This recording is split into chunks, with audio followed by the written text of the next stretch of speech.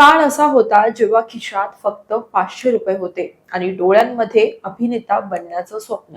आज तोच कलाकार संसदेत खासदार म्हणून बसतोय आणि सध्या सोशल मीडियावर त्यांच्या डान्स पासून ते बिनधास्त वक्तव्यांपर्यंत सगळंच तुफान व्हायरल होत आहे. होय, मी बोलतेय अभिनेता आणि भाजप खासदार रवी किशन यांच्याविषयी. एकीकडे रवी किशन यांच्या जुन्या मुलाखतींच्या क्लिप्स व्हायरल होत आहेत, तर दुसरीकडे त्यांच्या भन्नाट डान्स मूव्स आणि कोटेश्वराय गाण्यावरून भन्नाट मीम्स तयार होत आहेत. पण संघर्ष करणाऱ्या एका तरुणापासून ते भोजपुरी सुपरस्टार ते संसद भवनापर्यंत रवी किशन यांचा संघर्ष हा असाधारण आणि तितकाच मोठा होता.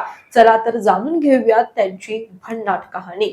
रवी किशन म्हणजेच रवींद्र श्याम नारायण शुक्ला यांचा जन्म 17 जुलै 1969 रोजी मुंबईतील सांताक्रूज परिसरात झाला. मात्र वडिलांच्या व्यवसायात अडचण आल्यामुळं अवघ्या 10व्या वर्षी उत्तर प्रदेश मधील त्यांच्या जौनपूर जिल्ह्यातील केराकत या मूळ गावी ते राहायला गेले. त्यांचे वडील पुजारी होते आणि घरची परिस्थिती फारशी चांगली सुद्धा नव्हती. रवी किशन यांनी आपल्या बालपणातील अनेक आठवणी स्वतः सांगितल्या.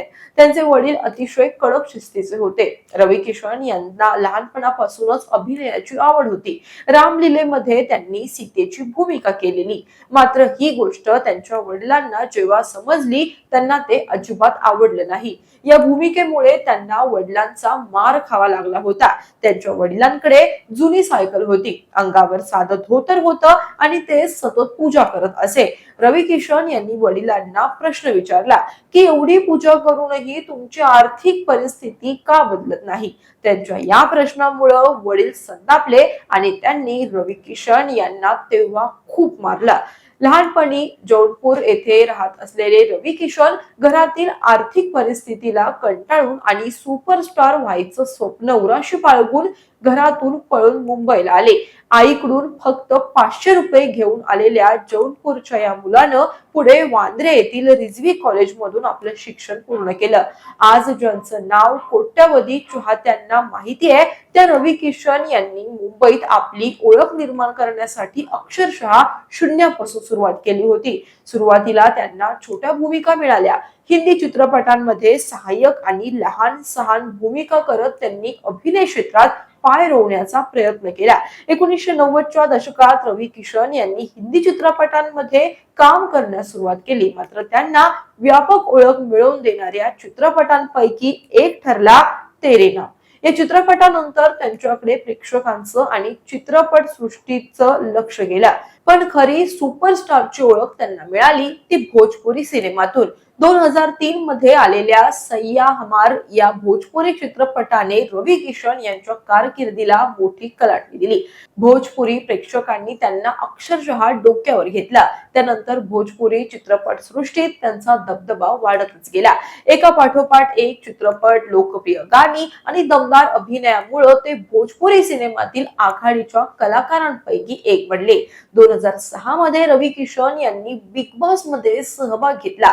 या रियालिटी शो मुळे त्यांच्या व्यक्तिमत्वाची दुसरी बाजू प्रेक्षकांसमोर आली. चित्रपटातील कलाकार म्हणून प्रसिद्ध असलेले रवी किशन आता टीव्हीच्या माध्यमातून थेट घराघरात पोहोचले.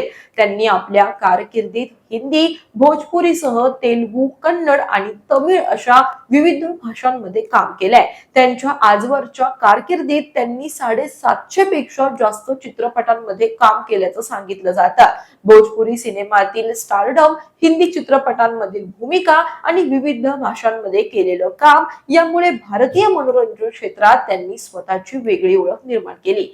रवी किशन यांचा प्रवास फक्त सिनेमांपर्यंत थांबला नाही. त्यांनी राजकारणातही प्रवेश केला.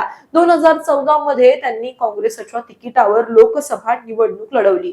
मात्र तेव्हा त्यांना यश नाही मिळालं. यानंतर 2017 मध्ये त्यांनी भारतीय जनता पक्षात प्रवेश केला.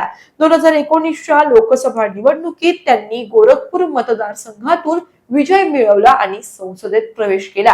2024 मध्येही त्यांनी गोरखपूर मधून विजय मिळवत आपली राजकीय ताकद कायम ठेवली. म्हणजेच एका बाजूला भोजपुरी सिनेमाचा सुपरस्टार आणि दुसऱ्या बाजूला संसदेतला खासदार. रवी किशन यांनी मनोरंजन आणि राजकारण या दोन्ही क्षेत्रांमध्ये आपली वेगळी ओळख निर्माण केली. मात्र सध्या रवी किशन चर्चेत आहेत ते त्यांच्या राजकीय कारकिर्दीपेक्षा त्यांच्या सोशल मीडिया व्हायरल मुवमेंट्समुळे. स्टेजवरील त्यांचे भन्नाट डान्स मूव्स, मुलाखतींमधील बिनधास्त वक्तव्य आणि त्यांची अनोखी बोलण्याची शैली सोशल मीडियावर अक्षरशः धुमाकूळ घालतीये. त्यांचे जुने व्हिडिओ पुन्हा शोधून काढले जातात आहेत.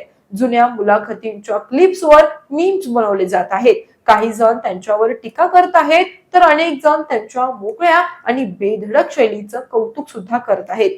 त्यातच कोटेश्वराय गाण्याचा व्हिडिओ आणि त्यांचे डान्स मूव्सही इंटरनेटवर चर्चेचा विषय ठरलेत. या सगळ्या व्हायरल ट्रेंडवर खुद्द रवी किशन यांनी आपल्या पत्नीची प्रतिक्रिया सांगितली. ते म्हणाले की त्यांची पत्नी प्रीती शुक्ला अनेकदा म्हणते की रवी घराबाहेर पडले की व्हायरल होतात, त्यामुळे त्यांना घरातच एका खोलीत लॉक करून ठेवावं, म्हणजे ना बाहेर पडतील ना व्हायरल होतील. फक्त 500 रुपये खिशात घेऊन मुंबईत आलेल्या एका तरुणानं संघर्ष, अपयश, यश आणि सातत्याच्या जोरावर मनोरंजन क्षेत्रात आपलं नाव कमावलं. त्यानंतर राजकारणात प्रवेश करून संसदेत पोहोचले आणि आता त्याच व्यक्तीच्या जुन्या क्लिप्स पासून ते नव्या डान्स व्हिडिओ पर्यंत सगळं इंटरनेटवर व्हायरल होत आहे.